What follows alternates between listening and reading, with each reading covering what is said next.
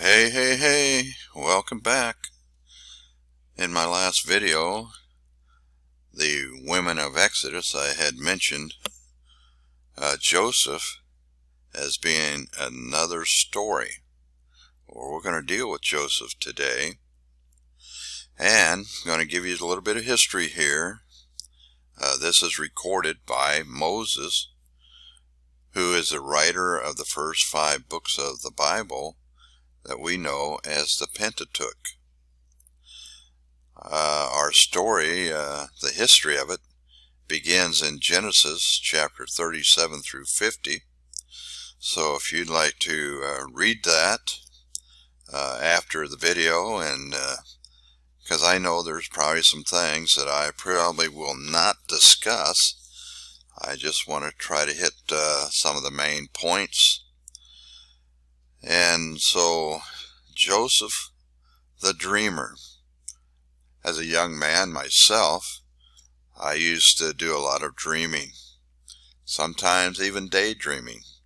Teacher would say, "Reggie, hey, Reggie, wake up. Time to get back into our lesson." So, as children, we all dream. Well, it's an interesting story. Back in those days, it was common for a man to have more than one wife. And Jacob, Joseph's father, was married to Rachel and Leah. Leah was his first wife. Rachel, the sister of Leah, who is the favorite wife of Jacob. And then there was 2 concubines, Bilhah and Zilpah. And so with the 4 women, Jacob had 12 sons. The first children were born to Leah. Rachel was barren for a number of years, and so Jacob then had children by the 2 concubines, Bilhah and Zilpah. And so there's some similarities to another story we'll talk about later on. But when finally Rachel bore Joseph, Joseph then became a favorite son of his father Jacob.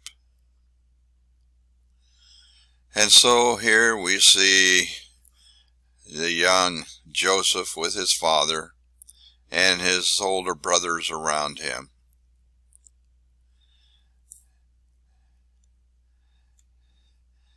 We would find that he enjoyed sitting with his father, and I'm sure his father would share with him a lot of the history of their family line.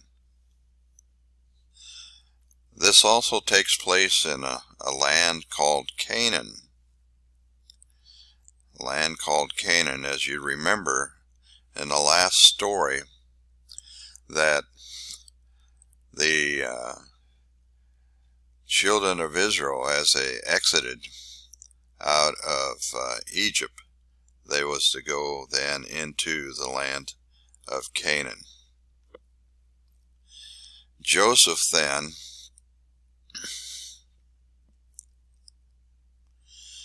would be with his brothers, and there was,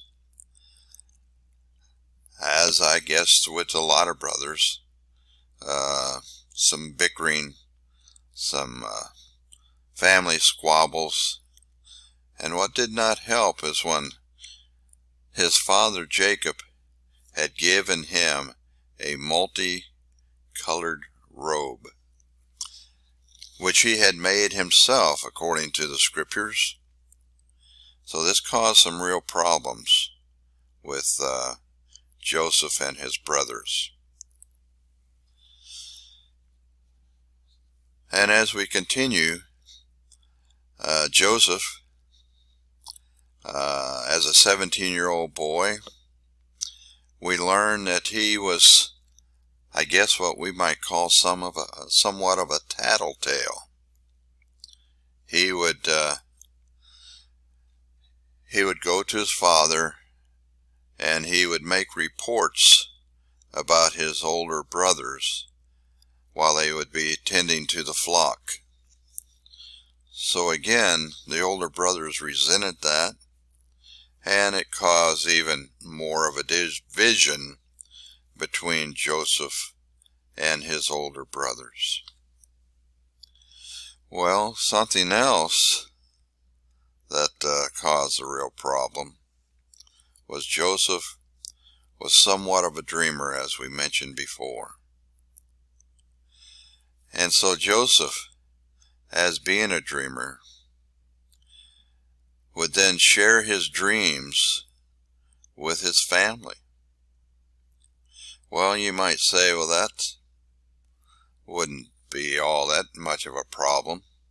Well, yes, it was, because what Joseph would dream, as you see here, you have the different stalks of grain, and the one in the center would represent Joseph, and all the other stalks of grain would bow down before Joseph. And so Joseph would share that dream with his brothers and also with his parents. Well, that didn't set very well with the brothers. And what was interesting is even Jacob sternly scolded Joseph for it. So we can see how this really caused some problems. And you can just imagine young Joseph, as he was growing up, having his brothers in his face all the time. Well, one day, Jacob, his father, had sent Joseph to go look for his brothers who were herding sheep. And they were quite some distance away. As I recall, and you can check the scriptures, but as I recall, they was like some 50 miles away from home, herding sheep. And so Jacob had sent his young son, Joseph, to go look for his brothers. And so I can just imagine he would probably stop along the way and inquire from different ones, "Have you seen my brothers who are herding sheep?" And he would be then directed on down the road to where he would find his brothers. Well, that was not probably a very good thing for young Joseph, because of the resentment that they had for him, they decided they was going to kill him.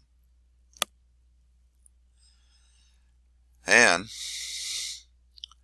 he had an older brother, I think it was his oldest brother, Reuben, that had come to the defense of young Joseph and convinced brothers not to kill Joseph. But there was a pit nearby, and to throw him in the pit. Well, as I think about that, which would have been more humane? Simply killing him, or throwing him in a pit like they did, where he had no food, no water, and he would then starve to death or die of thirst, which would be a slow, agonizing death? I don't know. But anyway, there he was down in that pit. And the brothers figured, well, now what are we going to do? And so, time to time, they would probably gaze down there. But then they saw a caravan of slave traders. And when a caravan got closer, they thought, well, here is a way that we can take care of Joseph, and at the same time we can make some money. And so they sold their brother to the slave traders. And then what did they do? They took his robe, they tore it into pieces, and then they dipped it into goat's blood, and they brought it home to their father and told their father that a wild beast had killed his son, which grieved him tremendously because he had a great love for Joseph. Joseph was the son of his favorite wife, Rachel. But now Joseph is dead. And that was something that bothered Jacob for years and years. It just put a big hole in his heart. Well, then the slave traders had came into Egypt, and they in turn sold Joseph to a man named Potiphar. And Potiphar brought him into his house, and Joseph, being a very wise young man, gained favor in the eyes of Potiphar. And so Potiphar was very impressed with young Joseph. But then Potiphar's wife all of a sudden had eyes on young Joseph. And she was what I would call a very wicked lady. And so when she could not have her way with young Joseph, she called out to the guards and to her husband Potiphar and accused Joseph of some very, very treacherous things, some very nasty things. Well, that caused Joseph then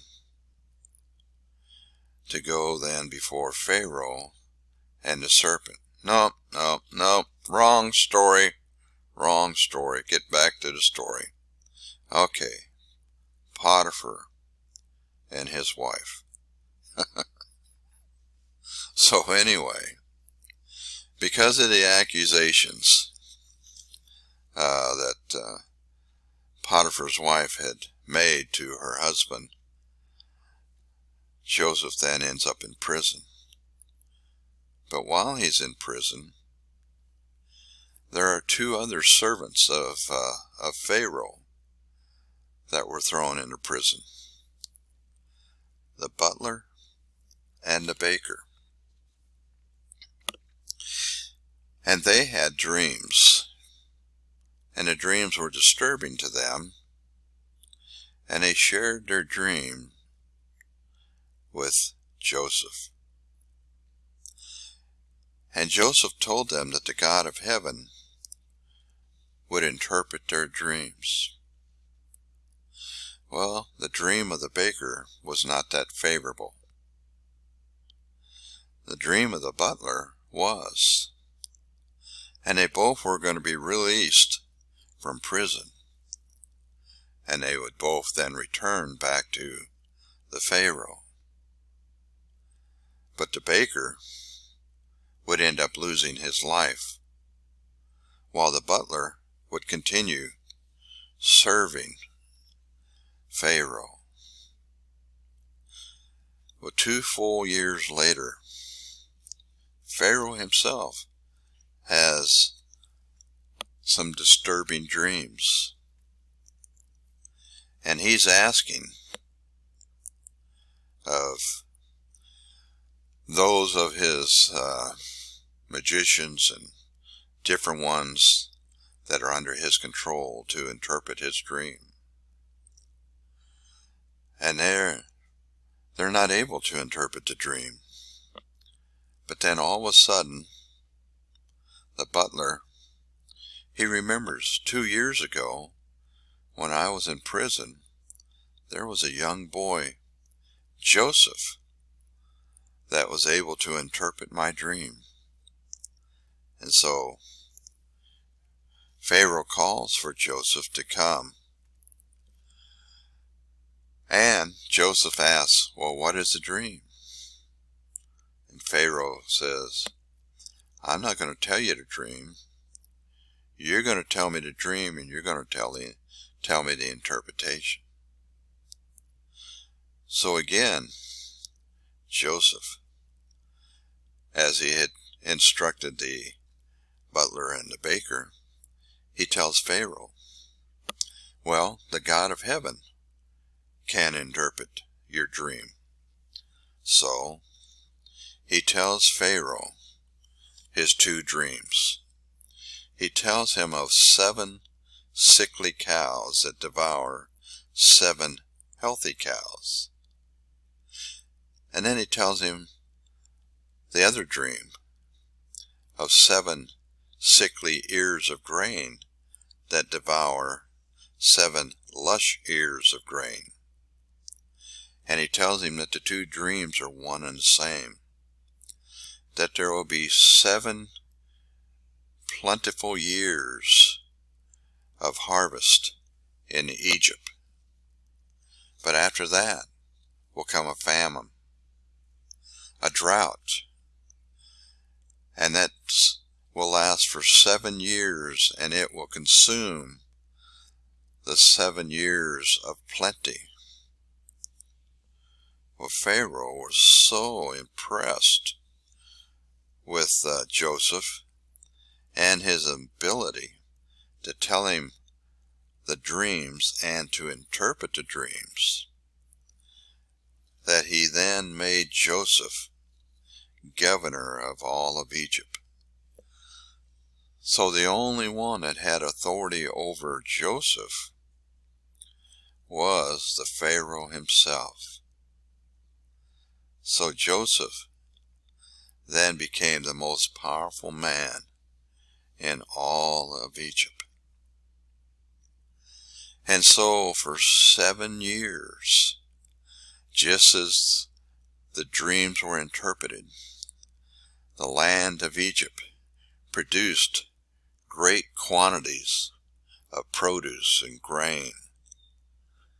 And Joseph, being wise, and now having full control of Egypt, built storehouses and bins to start storing up grain, because he knew that after the 7 years of good, there would be 7 years of bad. And so we continue with the progress of Joseph becoming very favorable, not only with the Pharaoh, but with all of Egypt. Well, what was happening was, in the land of Canaan, because of his family that was there, they all of a sudden was running out of grain. And Jacob sends his older sons then to Egypt to buy grain. Well, here's what's interesting. A number of years earlier, Joseph had shared his dream with his family, how the family would bow down before him. Well, now here comes the older brothers into Egypt to buy grain.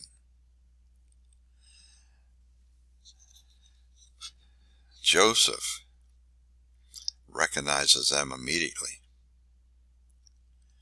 but they do not recognize Joseph.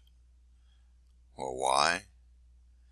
Some 20 years have gone by, give or take, and here's Joseph now, He is in charge of all of Egypt. And now the brothers, as they come into Egypt, they see Joseph, but they see the Pharaoh. They do not recognize Joseph. Joseph now has aged. He's more mature. He's dressed as an Egyptian. His head is shaved like an Egyptian. He conducts himself as a Pharaoh. He has all his authority and his power. And so when they come to buy grain, he instructs those that are filling the bags for his brothers to put their money pouches in the top of their bags.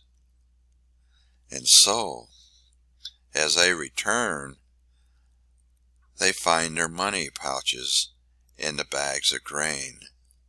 They become very fearful. And so, as they're there with their father, they share that with their father, how they was accused of being spies, and they assured the Pharaoh that they were not spies. And then how they found their money bags back in with the grain. And so, as time goes on, they eventually consume all the grain, and it's time for them to go back. But what's interesting is when they go back, they find themselves begging for mercy in front of the Egyptians, because they do not know just how the money got back into their bags. And so they returned their money pouches, and then they also brought more money in order to buy more grain.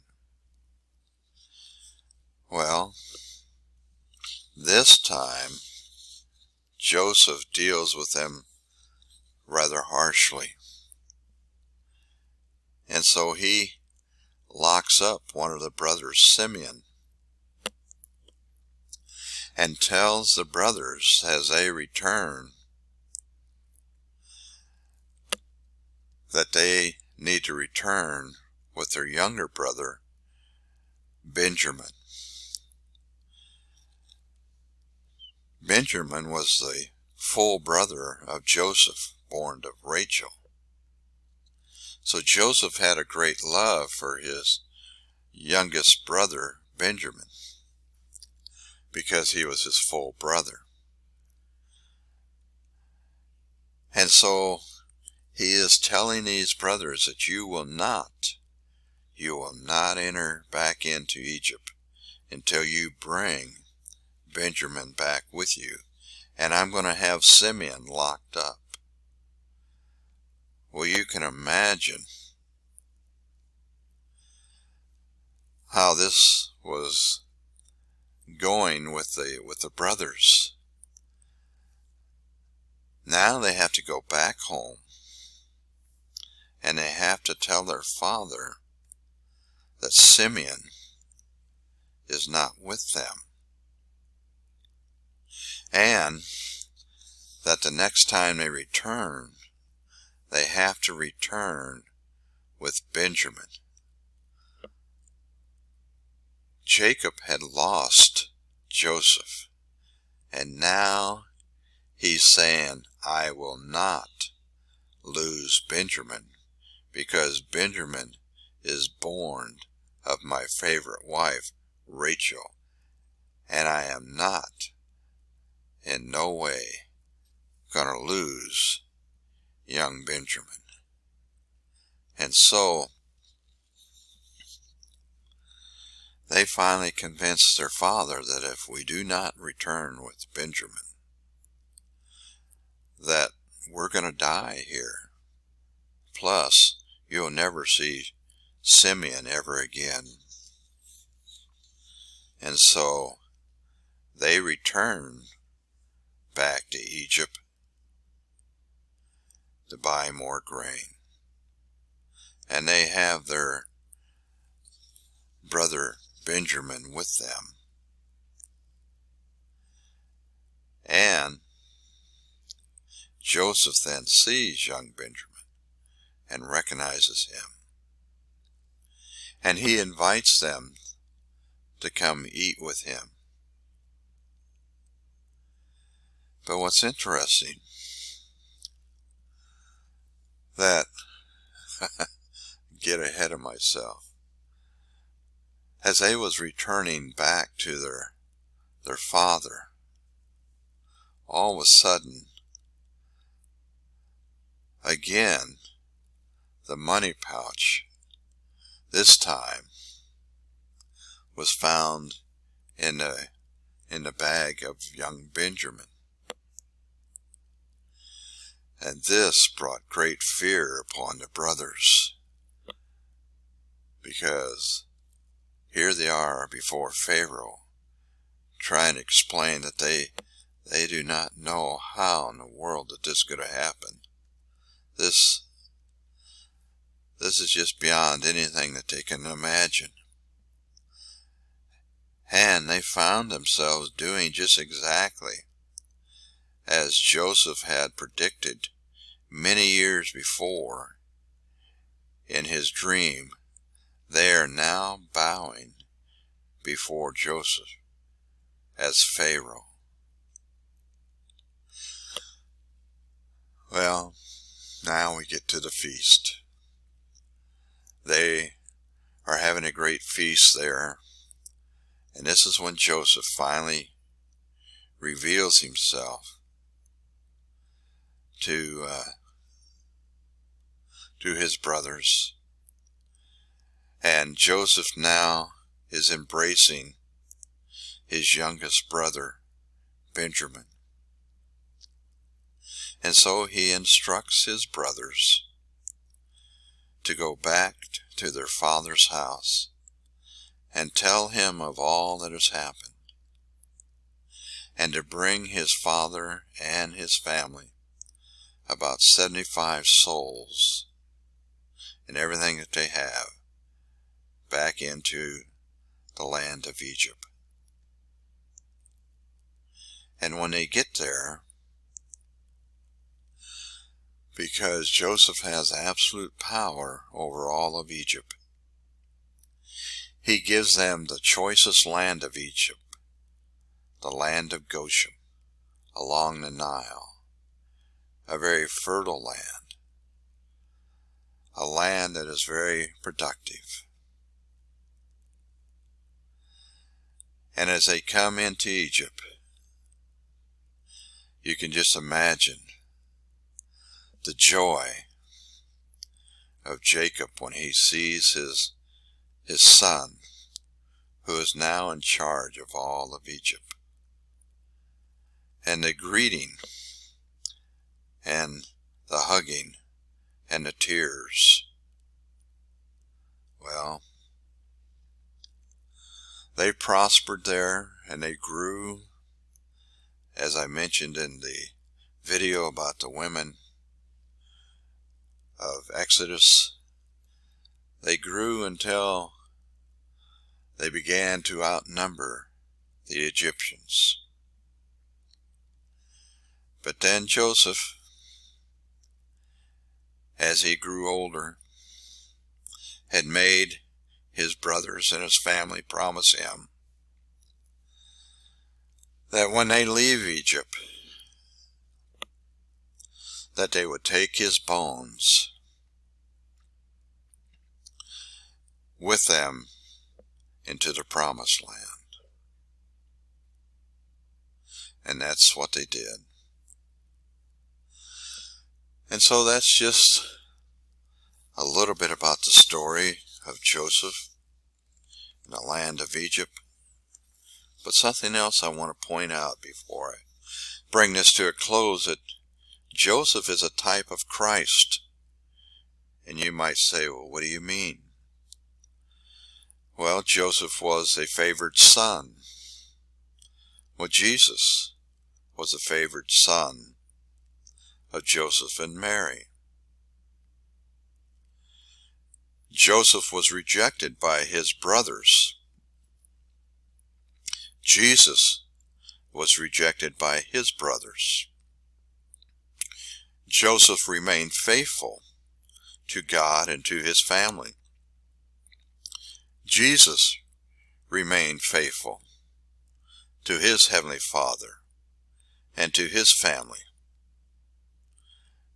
Joseph suffered because of his rejection by his brothers and those around him, and even went to prison because of false accusations being brought to him.